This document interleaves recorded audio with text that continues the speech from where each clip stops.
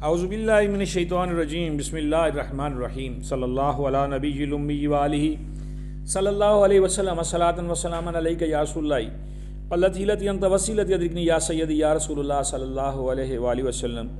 दुरूद सगा साहब मैंने पढ़ा, आपने सुना। अल्लाह ताला हमें पढ़ने सुनने की तौफीक दे और इसकी फजल बरक़ात से नवाजे। आप देख रहे हैं मेरा यूट्यूब चैनल और मैं हूँ आपका मेज़बान मलिक शकील अहमद आवान। मेरी आपसे दरख्वास्त होती है कि अगर आप मेरे चैनल पर नए हैं तो सब्सक्राइब कर लें, वीडियोस को लाइक और शेयर किया करें और कमेंट सेक्शन में कमेंट्स ज़रूर दिया करें ताकि मेरी जो है इस्लाह हो सके। इलेक्शन हुआ 2024 और उसमें बहुत सारे मामलात बने। पहले तो सबसे पहला जो सवाल है वो ये है कि जो अभी तक चल रहा है वो ये है कि इस इलेक्शन में जो है वो धांधली हुई है और बाज़ हलकों का ये भी कहना है, क्लेम करते हैं कि धांधला हुआ है, धांधली नहीं हुई है। बहरहाल जैसा भी है, मियाँ साहब चूँकि आज उनकी बर्थडे है तो मैं उस हवाले से थोड़ा सा मैंने कहा चलें ये बात भी कर देते हैं। मियाँ साहब बड़े लाड प्यार से, बड़े नाज़ों से आए, पाकिस्तान तशरीफ़ लाए, उन्हें दुनिया की हर सहूलत दी गई, उनको बहुत सारी जो है वो माफ़ियाँ मिल गई, बहुत सारे उनके मामलात बंद करके, उनके ख़तरात को ख़त्म करके उनको बिल आखिर बज़रिया हेलीकॉप्टर जो है वो लाया गया मीनार पाकिस्तान। मीनार पाकिस्तान मियाँ साहब आए, फिर उन्होंने तकरीर की और लोगों को जोश दिलाने की कोशिश की, फिर कबूतर शबूतर भी उड़ाए उन्होंने। फिर इलेक्शन हुआ। इलेक्शन ये अब बात याद रखिए कि कबूतर उन्होंने वहाँ पे उड़ाए और इलेक्शन हुआ। इलेक्शन के बाद सूरत हाल बड़ी गंभीर थी, कोई पार्टी जो है वो वाज़ेह अक्सरियत नहीं ले सकी थी और पीटीआई जो है उसके जो वोटर हैं उन्होंने तो जैसे माएँ बच्चे के सिर से जुएँ निकालती हैं ना, इस तरह उन्होंने वहाँ पे ढूंढ ढूंढ के अपने जो है उम्मीदवार उसको ढूंढ ढूंढ के ठप्पे लगाए। उसकी वजह ये थी कि उनके पीटीआई का कोई जो बैट का निशान है वो छीन लिया गया हुआ था और उनको किसी को जूता निशान मिला हुआ था, किसी को चिमटा, कोई चिमटा बजाता आ गया, कोई जूते खड़काता आ गया, बहरहाल असम्बली में आ गए।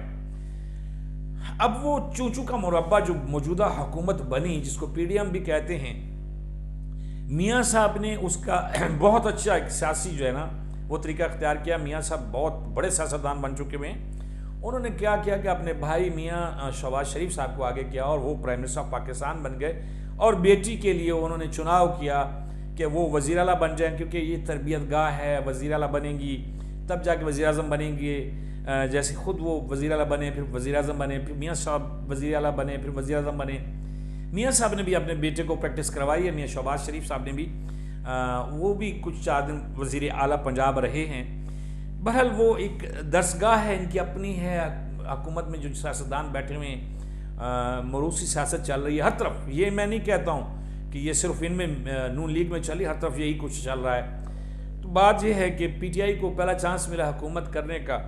उसके बाद जब ये दोबारा हुकूमत आ गई है, जो मौजूदा हुकूमत चल रही है, इसका जो है थोड़ा सा ये खाका देखिएगा। जो खाके के लिए मैं साथ वीडियोस चलाता हूँ ताकि आप बोर भी ना हों और आपको समझ भी बात की आ सके।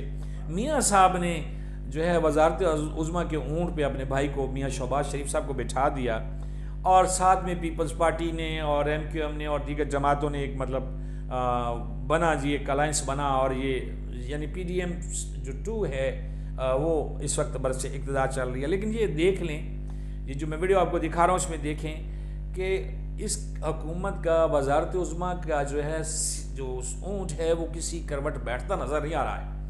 हालात बहुत टाइट चल रहे हैं और जब से हुकूमत बनी है इसके मतलब जो है ना वो क्या कहते हैं, चूलें हिल रही हैं, बस अब गई कि अब गई, अब गई कि अब गई।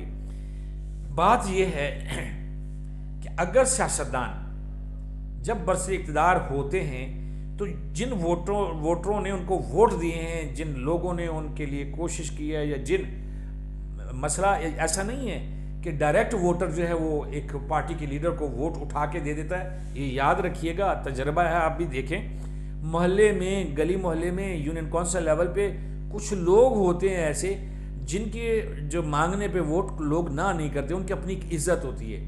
उन्होंने अपने गली मोहल्ले में इज़्ज़त बना के रखी होती है कि उनके इलाके के लोग थाने कचहरी में कहीं फंसते हैं, कोई पंचायत होती है, कोई लड़ाई झगड़ा होता है, वो लोग पहुँचे हुए होते हैं। वो लोगों के अंदर एक छोटी सी एक लीडरशिप उन्होंने बनाई होती है। ये वो लोग होते हैं, जब इलेक्शन का दौर आता है तो ये बड़े जो लीडर्स होते हैं इनको एक किस्म का हायर करते हैं, खर्चा भी करते हैं। तो ये लोग जाते हैं, लोगों से मिलते हैं जिनके साथ उनकी अच्छी बनी हुई होती है और अच्छा वक्त गुजरा होता है, उनको जाके कायल कर देंगे भाई तू वोट मुझे देगा, अब मैं आगे जिसको मर्जी दूं। उसकी फिर बातचीत हो जाती है और फिर मामलात होते हैं कि जी ये वोट खान को जाएगा, ये मियाँ साहब को जाएगा। अब पार्टी वाला चक्कर कोई नहीं है। आप कहीं पे पाकिस्तान के किसी कोने में भी चले जाएं तो ये कोई नहीं कहता कि जी ये नून लीग वाला चक्कर नहीं है, पीटीआई वाला चक्कर नहीं है, पीपल्स पार्टी वाला चक्कर नहीं है। ये वोट किसको जाएगा? जरदारी को जाएगा। ये वोट किसको जाएगा? ये मियाँ साहब को जाएगा, ये जाएगा खान साहब को जाएगा।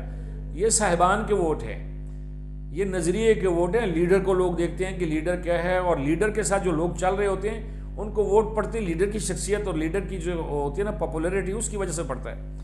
लेकिन मसला ये है कि जब ये बैठ जाते हैं ना, वजारत उज़्मा पे आ जाते हैं और अपने अपनी जो वजारतें संभाल लेते हैं, अपनी अपनी सीटें संभाल लेते हैं, तो फिर ये वोटर को जो है वो नज़रअंदाज कर देते हैं। मुश्किल उस बंदे के लिए खड़ी होती है जो जब वोट मांग रहा होता है तो वो बड़े दावे बांध के आता है कि यार मैं जिम्मेदार हूं ना, तुम्हारा ये काम ना हुआ तो मैं ऐसे कर दूं, हल्के में ऐसा ना हुआ तो मैं ऐसे करूंगा, इन्होंने कहाँ जाना है, मैं हूं ना, मैं आपके पास हूं ना, यार मैं आपके पास नहीं रहता हूं।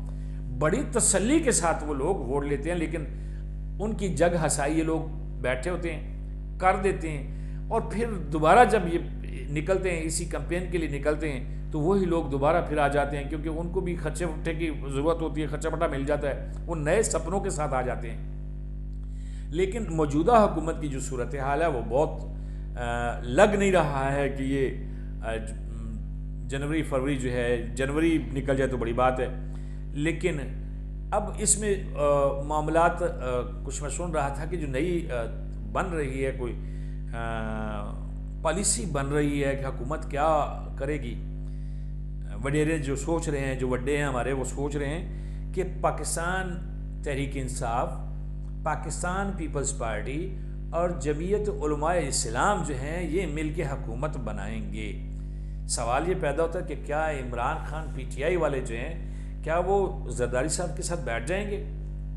वो तो सबको ही, इमरान खान तो कहता है कि मैं अच्छा हूं, बाकी सब लोग गंदे हैं, तो क्या गंदों के साथ बैठ जाएगा? कोई समझ नहीं आ रही इस बात की। वही चूचू का मुरब्बा है कि जो जहां भी जलसा हुआ, जहां भी बात हुई, तो मौलाना फजलुर रहमान की उन्होंने बहुत हद तक की। पीटीआई के लोगों ने मौलाना फजलुर रहमान की जितनी तज़ीक की है शायद किसी दौर में भी उनकी नहीं हुई, लेकिन वो अब उनका राग अलापते हैं और मिलते जुलते हैं, बैठते हैं, बैठकें होती हैं। सियासत है, सब कुछ ठीक है, लेकिन सबसे ज़्यादा जो पीटीआई का जो लीडरशिप है वो ज़्यादा नून लीग और पीपल्स पार्टी को गुदेरती रही है अपनी सारी कैंपेन में, अपनी सारी तकारीर में, और अपने आप को अच्छा साबित करने की कोशिश करते रहे हैं। इसमें वो कामयाब भी रहे हैं, वोट बैंक उन्होंने बड़ा पक्का कर लिया हुआ है। लेकिन अगर ये, जैसे मैंने आपको कहा कि ये तीन जमातें, JUI, नून लीग और पीपल्स पार्टी और पीटीआई जो है मिलके कोई ऐसा चूचू को मुरब्बा बनाते हैं, ऐसी हुकूमत बनती है, इन हाउस तब्दीली फर्ज करें हो जाती है, तो क्या होगा? क्या ये भी 6 महीने चल पाएंगे? क्योंकि हमारे पास तो एक रवाज बन चुका हुआ है कि इलेक्शन के बाद जब तक एक पार्टी उठ के ये ना कहे, लोग उठ के ये हारने वाला ये ना कहे कि ये इलेक्शन फेयर नहीं था, ये गलत हुआ, मेरा हक मारा गया, मैं ये कर दूंगा, वो कर दूंगा, तो पाकिस्तान में सियासी हलचल ख़त्म ही नहीं होती।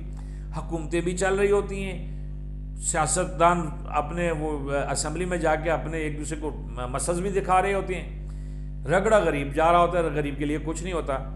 और मैं अक्सर कहता हूँ कि ये जो मौजूदा असम्बली है, जो हमारी कौमी असम्बली है, उसमें जितने कौमी असम्बली के मेम्बरान हैं, उसमें चंद एक लोग तकरीरें करते हैं और उनकी तकरीर जो है वो तू तड़ा से शुरू होती है और मैं अच्छा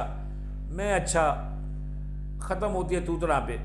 दोनों तरफ से, अपोजिशन हो या हुकूमती बेंच हो, कोई भी बंदा ये मानने को तैयार नहीं है कि मेरा दांत टूटा हुआ है, मेरी नाक टेढ़ी है, नहीं। वो समझते हैं कि हम ही सब कुछ हैं, और यही वजह है कि अवाम के लिए सोचने का टाइम नहीं है। बैनुल-अक़वामी सतह पे देखिए कि क्या हो रहा है, शाम में क्या हुआ, हमने क्या किया। हमारे पास तो इतना टाइम ही नहीं है हमारे हुक्मरानों के पास कि वो थोड़ा सा सोचें या इस बारे में कोई फ़ौरन जो पॉलिसी है उस पर तो बहुत कम बयानात आते हैं, थोड़ी बहुत कोई बात हो जाती है।